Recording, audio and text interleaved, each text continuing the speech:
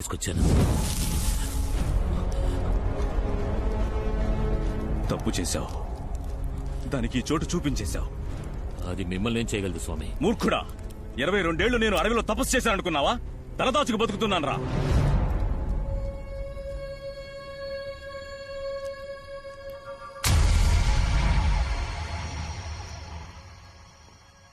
రాఘవ, నువ్వెందుకు ఇక్కడికి?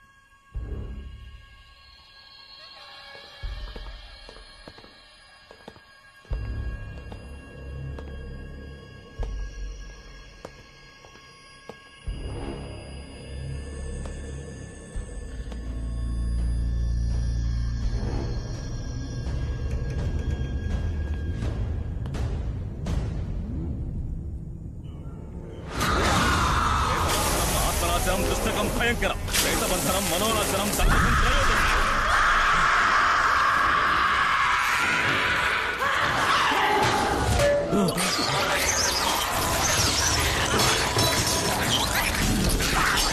స్వామి రండి స్వామి, వెళ్ళిపోదాం. దాన్ని వదిలేస్తే అది మనల్ని మళ్ళీ వెతుక్కుంటూ వస్తుంది. నువ్వు ఈ కలస తీర్థంతో ఇక్కడే ఉండు. నేను అమ్మవారికి ధారపోసిన చీరతో దాన్ని బంధిస్తాను. కలసం కింద పడకూడదు.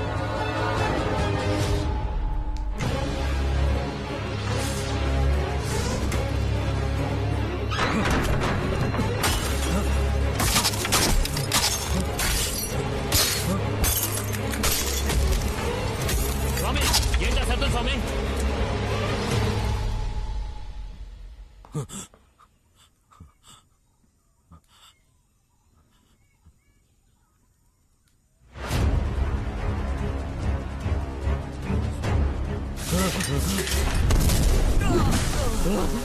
ఈ తీర్థపు శక్తి దాన్ని ఎక్కువసేపు కట్టడి చేయలేదు. రా వెళ్దాం. మనం ప్రాణాలతో ఉండాలంటే గుళ్ళోకి వెళ్లాల్సిందే.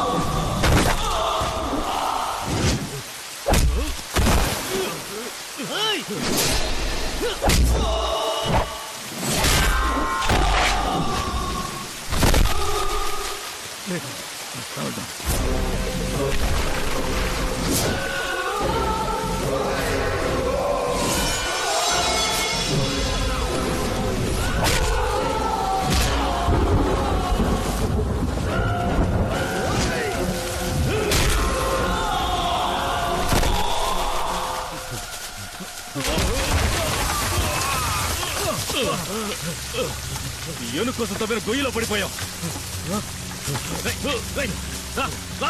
ఎక్కువ ఎక్కి పైకి వెళ్ళు. స్వామి మీరేమంటారు స్వామి? పైకి వెళ్ళి నాకు చెయ్యనుంచు. ఎక్కువ ఎక్కువ చెయ్యరా, చెయ్యబో ఇవ్వు.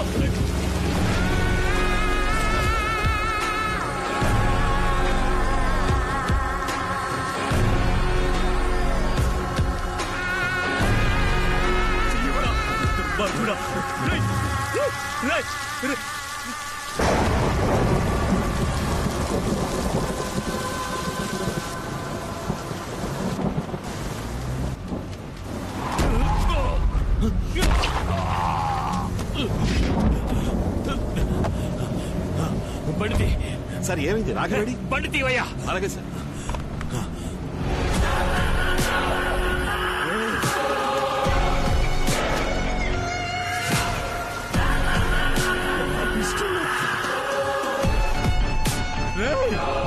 నీకోసమే కదా ఇదంతా చేశాను. నువ్వు వదిలేసి వెళ్ళిపోతున్నావేట్రా?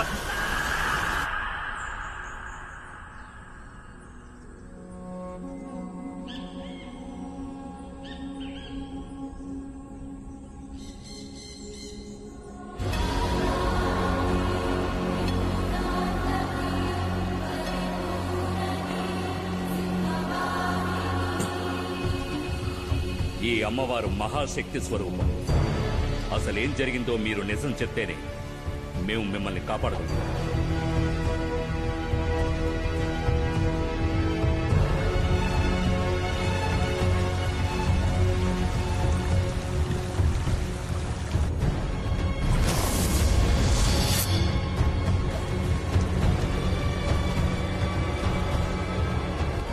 భయపడకండి, నా వల్ల మీకు ప్రమాదమేం లేదు. నిజానికి నాకు మీరు మంచి చేశారు. నేను మీ అబ్బాయి ఇష్టపడుతున్నానని తెలిసి కాదనకుండా మా పెళ్లి ఒప్పుకున్నారు. కానీ క్షమించరాని ఒకే ఒక తప్పు చేశారు. వంశపారంపర్యంగా దివ్యవాకు చెప్పే కుటుంబంలోంచి వచ్చిన వారే ఆ స్వామీజీ. ఈ మంత్రతంత్రాల్లో ఆయనకి సాటి ఎవ్వరూ లేరు. అతని ఒక్కగానొక్క అబ్బాయి పెళ్లిని నన్ను ముందుండి జరిపించమని చెప్పారు. నేను వెళ్ళాను. అయ్యా, ఈ మాంగళ్యం నీ చేత్తో ఇవ్వండి. నీ అందానికి నువ్వు ఉండాల్సిన చోటు ఇది కాదు. ఏం దిగులు పడకండి, నేను తన్ని మహారాణిలా చూసుకుంటాను. మీ మీద నీ మీద నీ మీద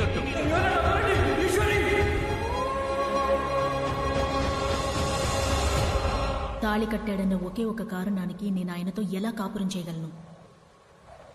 నీ అబ్బాయి నేను లేచిపోదామని నిర్ణయించుకున్నాం. ఆయన కూడా అందుకు ఒప్పుకొని వచ్చారు. నువ్వు ఇక్కడేం చేస్తున్నావురా? చెయ్యొద్దురా. ఏమండి, ఇంట్లో మీరు లేని సమయం చూసి నన్ను ఎత్తుకుపోవడానికి వచ్చాడు.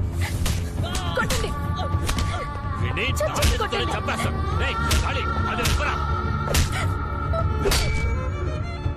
అతను తన్నులు తినడం చూసి నేను తట్టుకోలేకపోయాను. కానీ అతన్ని కాపాడాలని నిజం చెప్పుంటే నన్ను చంపేసుండేవారు. నేను చనిపోతానని కూడా నాకు బాధ లేదు. కానీ ఈశ్వరి కడుపుతోందని తెలిసి నేను చాలా సంతోషించాను. అంతఃపురానికి వారసత్వం రాబోతోందని అందరూ తనని మహారాణిలా చూసుకున్నారు. పుట్టబోయే నా బిడ్డను చూడ్డానికి అందరం సంతోషంగా ఎదురు చూశాం.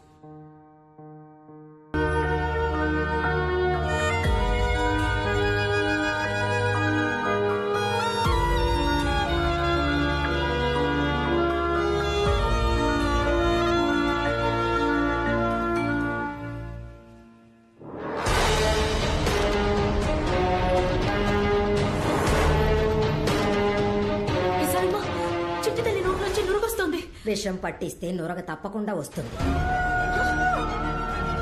విషమా? అవును, ఎవరికో పుట్టబోయే బిడ్డ కోసం నువ్వు ఇన్ని రోజులు నా చేత సేవలు చేయించుకున్నావే, అందుకేనే నీ చేతులతోనే దానికి విషం ఇచ్చేలా చేశాను. నెత్తి మీద మచ్చ, చేతికి 6 వేళ్లు. నాకే ద్రోహం చేసావు కదా. విశాలమ్మా, అయ్యా, ఈ బిడ్డ గురించి బయట ఎవరికి తెలియకూడదు. చంపేదాన్ని. బిడ్డని ఇవ్వవే. చెప్పండి, ఇవ్వవే. ఇవ్వండి, ఇవ్వండి, ఇవ్వండి. విశాలమ్మా, చెప్పు, బిడ్డను తీసుకెళ్ళు. చెప్పవే. ఇంత చేసి.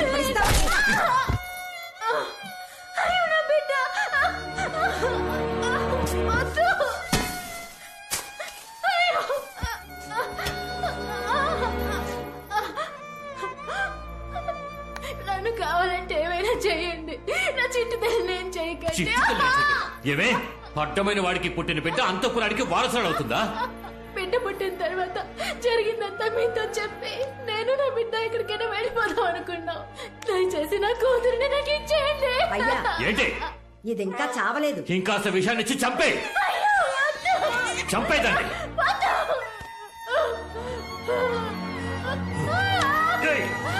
సూరి,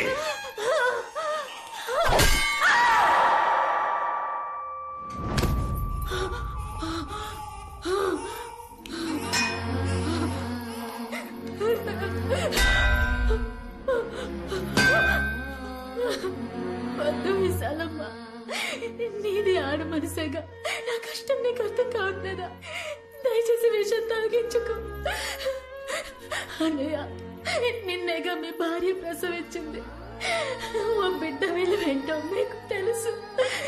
దయచేసి నా కూతురిని కాపాడండి. బిచ్చగత్తిలా ఉన్న నీకు తాళి కట్టింది నీ అందానికి, చివరి వరకు నా కాళ్ల మీద పడుంటావనే. కానీ నీకు ఆస్తికి నేను, ఆశకి ఇంకొకడు కావాల్సి వచ్చాడు కదా. నువ్వు చేసిన తప్పుకి నువ్వు ఇక్కడే చావాలే. నేనేం తప్పు చేశానండి? నేను ఇష్టపడ్డవాడితో నాకు పెళ్లి కుదిరిందన్నా, చదువుతూ మేము దగ్గరయ్యాం. నేను పెళ్లికి ముందే గర్భవతినయ్యా. కానీ అనవసరంగా అడ్డొచ్చి నా మెళ్ళ మీరు తాళి కట్టారు. అది నా తప్ప. మీ దృష్టిలో ఆడవాళ్ళు సంతలోని పశువులా?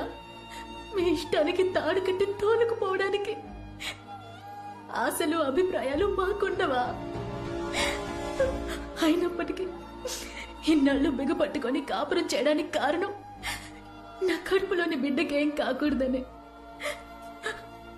నేను కష్టపడిందంతా దానికోసమే. దయచేసి నా కూతురిని చేయండి. అయ్యా ఇది ఇంకా ఊగిసలాడుతోంది. అయితే దాని ప్రాణాలతో పూడ్చే శవంగా కూడా నా వారసురాలోని పేరుతో అది ఈ ఇంటి గడప దాటకూడదు. ఆ, అయ్యో, వద్దు, వద్దు. కాళీ, ఇదిగో తీసుకో. కళ్ళను వద్దన్నా. నీ విశ్వాసం చూపించడం కోసం ఓ పసిబిడ్డని చంపొద్దన్నా. వద్దు, వద్దు.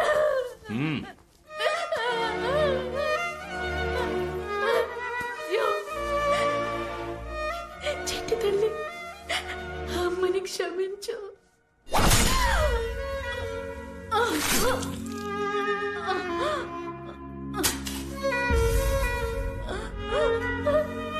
చిట్టి తల్లి.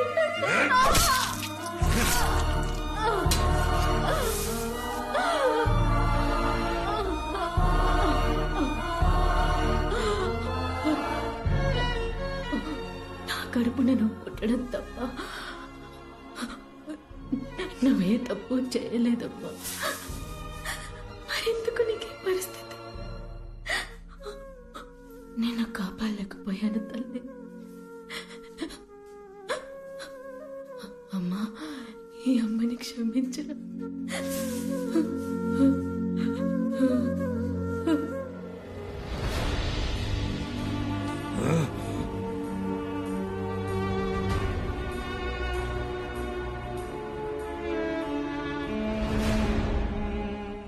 నా కూతురు నీ కుటుంబ వారసురాలిగా పెరగాలి.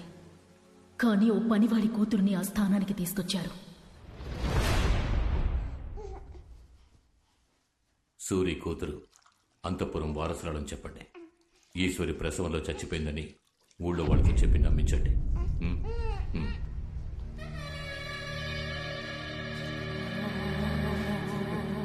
తన కాళ్ళకి మట్టి అంటుకుంటేనే నేను చూడలేను. మహారాణిలా చూసుకున్నాను. నా చేతులతో మట్టి ఎలా? తనతో పాటు నన్ను పూర్తి చేయండి రా. మీకు పుట్టిన పసిగుడ్డు యువరాణి. తన కోసమైనా మీరు ధైర్యంగా ఉండాలి కదా.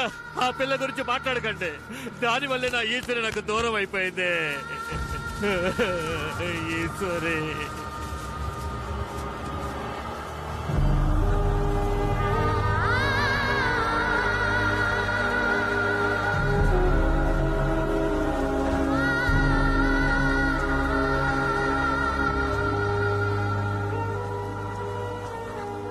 తన మీద ప్రాణం పెట్టుకున్నవాడు తన చావును తట్టుకోలేకపోయాడు. తనతో బతకాలన్న వాడి ఆశ అప్పుడు కసిగా మారింది. దాని శవాన్ని పూడ్చేసి వచ్చిన రాత్రి ప్రాణప్రేద సూత్రాన్ని చేయడం మొదలుపెట్టాడు. అంటే ఏంటి? అదో మహత్తర పూజ. చనిపోయాక దేహానికి మళ్లీ ప్రాణప్రతిష్ఠ చేసే మహావిద్య. కానీ కొన్ని వందల సంవత్సరాల మునిపే అది ప్రయోగంలో లేదు. అలాంటి విద్య ఈ కాలం మనుషులకెలా తెలుసు? సాధారణ విద్య అది. తొందరపడి సరిగ్గా నేర్చుకోకుండా సగం సగం చేశాడు. ఇప్పుడు సమస్య అదే.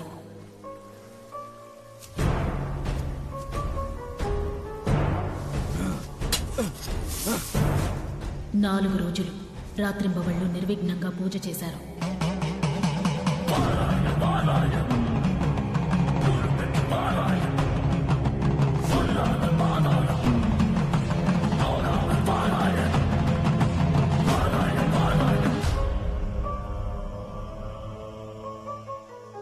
ఐదో రోజు ఆయనొచ్చి చూసేసరికి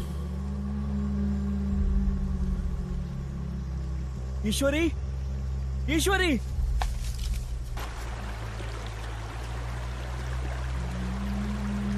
ఈశ్వరి,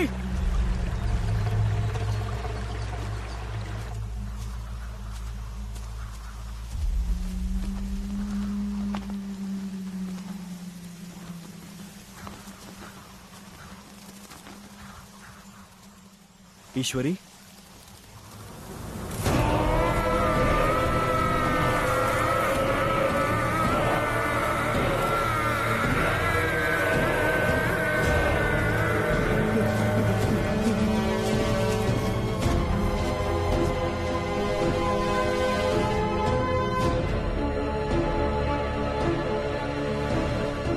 ఆ తర్వాత దాన్ని పూడ్చిపెట్టిన అడవిలోని ఆత్మగా తిరుగుతోందని ఊళ్ళో కొంతమంది గుసగుసలాడుకున్నారు.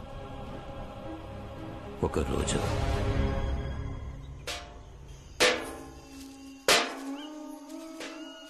పెందలాడే బయలుదేరమంటే మాట విన్నావు. అడవిలో వెళ్తున్నావు అన్న భయం కన్నా ఈ చప్పుడుకే ఎక్కువ భయం వేస్తుంది. ఇలా శబ్దం చేస్తూ రావడం వల్లే అడవి మృగాలు భయపడి పారిపోతున్నాయి. ఈ అడవిలో రాణి దెయ్యంగా తిరుగుతుందని అందరూ అంటున్నారు విశాలమ్మ. అడ్డమైన వాగుళ్ళు దీన్ని నువ్వు వాక్కు. నోరు మూసుకుని రా. అయ్యో నేను చెప్పేదంతా నిజమే. అకాల మరణం, తలకి దెబ్బ తగిలి చనిపోయారంట. జమీందారే చంపేశారట. అలాంటిదేమీ లేదే. ఇష్టపడి చేసుకున్నవాడు ఎందుకు చంపుతాడు? అది దురదృష్టవంతురాలు. దానికి రాసి పెట్టింది అంతే. అల్పాయుష్తో పోయింది.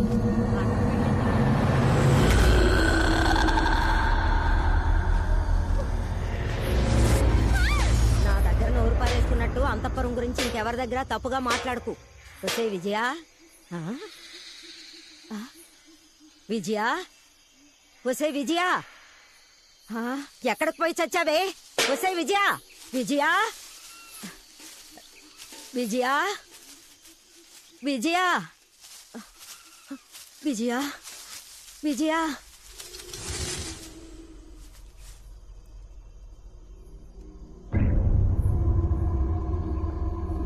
విజయ, ఎవరది?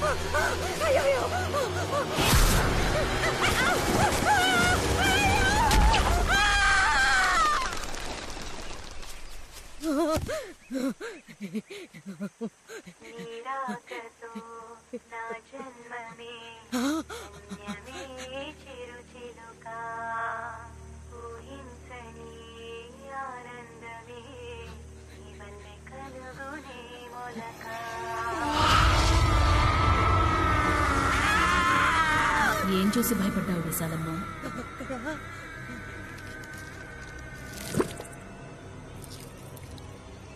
దీని సంగతి ఏం లేదు.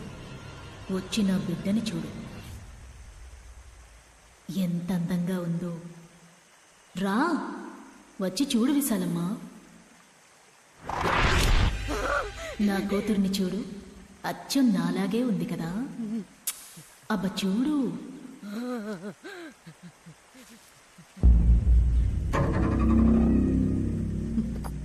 కూతురు లేదే. ఎలా ఉంటుంది? నువ్వే చంపేశావు కదా. లేదు, నేను చంపలేదు. వాళ్ళు అన్నారని అలా చేశాను. వాళ్ళన్నారు సరే, కానీ చంపింది నువ్వేగా.